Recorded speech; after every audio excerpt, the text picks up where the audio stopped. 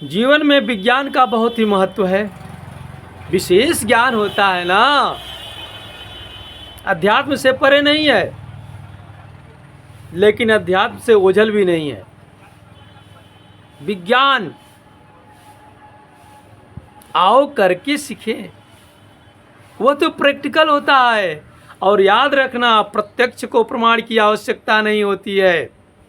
ये कार्डलेस भी विज्ञान का देन है, लेकिन इसमें जो शक्ति है वो अध्यात्म की है, ईश्वर की है, माँ की है, परम शक्ति सत्ता की है। हाँ, कुछ ज्ञान हुआ कि उसको इसमें कैद कर लिया गया, ऐसा उसमें सिम्टम बना दिया गया। जी हाँ, लक्षण को पहचान कर, जैसे जब यज्ञ किया जाता है तो देवाकर्षण मंत्र का आह्वान होता है, दैविक शक्तियाँ आती हैं और आशीर्वाद देती हैं। इसमें भी वही बात है। अरे रहस्य है, सीक्रेट, उसको छिपा कर रखा जाता है। जब हम लोग यज्ञ करते हैं, यज्ञ में औषधि जलाई जाती है जो हवि के रूप में दी जाती है, उसमें घी भी जलाया जाता है।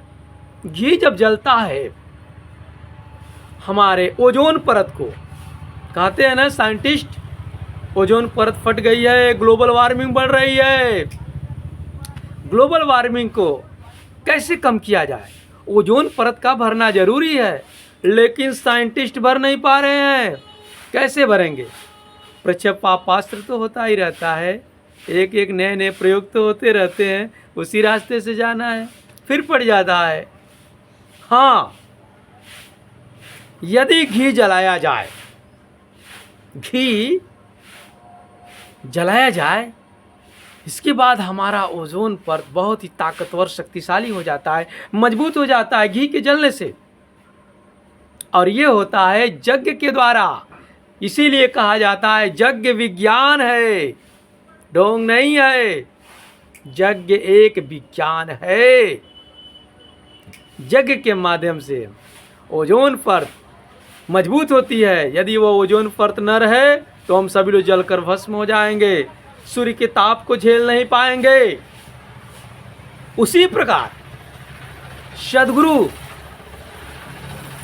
एक परत होते हैं, ओजोन परत की तरह, जो हमारे पास उस शक्ति को छान कर वापस देते हैं, क्योंकि डायरेक्ट उस शक्ति का हम लोग नहीं झेल पाएंगे प्रहार को, जब शक्ति उतरेगी तो।